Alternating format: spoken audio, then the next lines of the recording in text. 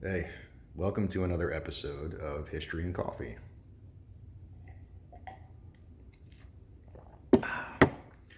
So I was thinking I would start a new series on the history of subcultures. And I thought I'd start with the most interesting one, which is the skinhead movement, which is very misunderstood. Of course, in popular culture now, skinheads are violent neo-Nazis and racists and nationalists and things like that. And for the most part nowadays, that is true. But it didn't start like that. It's actually very interesting where it started and sort of what happened with it, how it turned into what it is now. It actually goes all the way back to the 1960s in Jamaica with reggae and ska music. Um,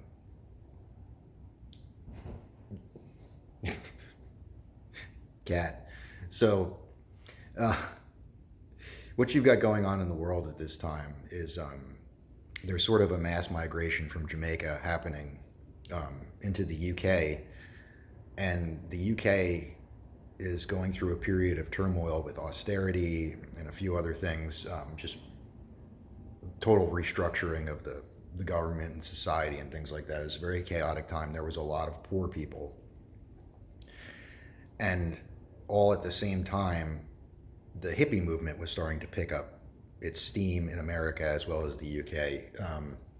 So you've got these vast neighborhoods of essentially row housing, block housing projects that are filled with these poor British kids and these Jamaican immigrants.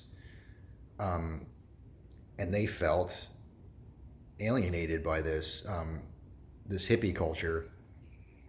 Um, this is free love and peace and stuff like that. When you grow up poor on the street like that to a blue collar family, there's no peace or hippie free love. They see these people with the long hair and everything's happy. It's not happy if you have nothing to fucking eat, right? So they didn't identify with this and they began to rebel against it.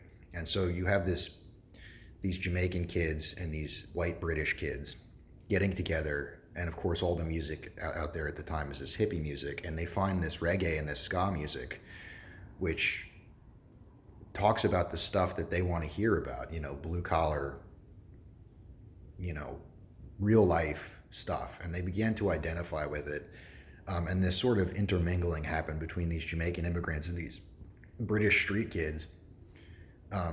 They sort of united under this music, and a sort of cultural diffusion began to happen between the two of them. They began, shaving their heads, sort of as an affront to the hippie culture. And again, we're getting into the late '60s now.